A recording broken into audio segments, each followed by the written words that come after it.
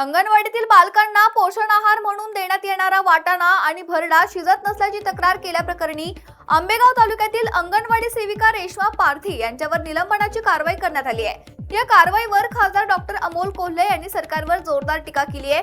बालकांच्या पोषण आहारातील निकृष्ट दर्जाबाबत आवाज उठवणाऱ्या सेविकेचे कौतुक करण्याऐवजी त्यांचेच निलंबन करणं हा तुगलकी निर्णय असल्याची टीका कोल्हे यांनी केली आहे। चोर सोडून संन्याशाला फाशी देणार वा रे सरकार, असा संतप्त सवाल त्यांनी उपस्थित केलाय।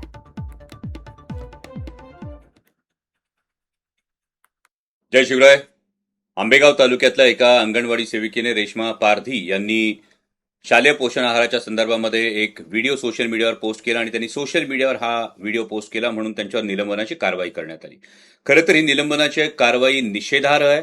चोर सोडून संन्याशाला फाशी देण्याचा हा प्रकार आहे आणि अशी कारवाई करणाऱ्यांनी आधी 11 शिट्ट्या देऊन जे हरभरे, वाटाणे आणि काबुली चणे शिजत नाहीत ते आधी खाऊन दाखवावे।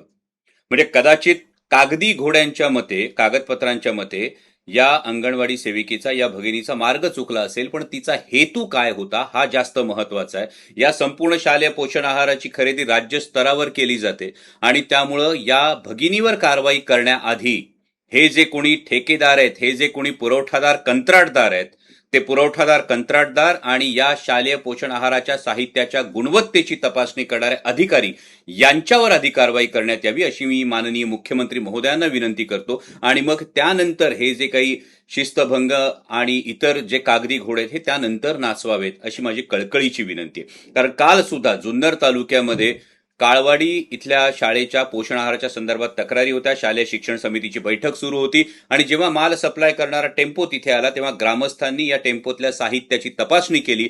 त्यातली हळद आणि मिरची पावडर यामध्ये भेसळ असल्याचं ग्रामस्थांच्या निदर्शनास आलं आणि ग्रामस्थांनी अजूनही तो टेम्पो पकडून ठेवलेला आहे। जर राज्यात ठिकठिकाणी या गोष्टी होत असतील तर नेमकं या भ्रष्टाचाराला कोण पाठीशी घालतंय, याच्यात कुणाचे नेमके हात गुंतलेले आहेत, कुणाचे हितसंबंध गुंतलेले आहेत याची माननीय मुख्यमंत्री महोदयांनी सखोल चौकशी करावी।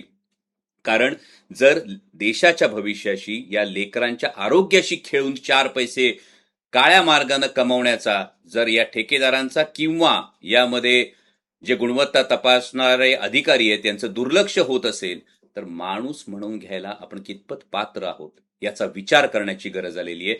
या भगिनीच्या पाठीशी आम्ही ठामपणे उभे आहोत, त्यामुळे तिच्यावरची निलंबनाची कारवाई मागे घेऊन उलट तिचा सत्कार करण्यात यावा, कारण तिने एवढ्या मोठ्या भ्रष्टाचाराला वाचा फोडलेली आहे। आणि जर या पद्धतीनं आवाज उठवणाऱ्यांचा आवाज दडपण्याचा प्रयत्न झाला तर मग या विषयात सुद्धा आंदोलनाचा पवित्रा घ्यावा लागेल। माननीय मुख्यमंत्री महोदयांना विनंती आहे की आपण जातीनं यामध्ये लक्ष घालावं आणि यामधले हे जे कोणी कंत्राटदार आहेत आणि हे जे कोणी संबंधित अधिकारी आहेत यांच्यावर कठोरात कठोर कारवाई करावी। धन्यवाद।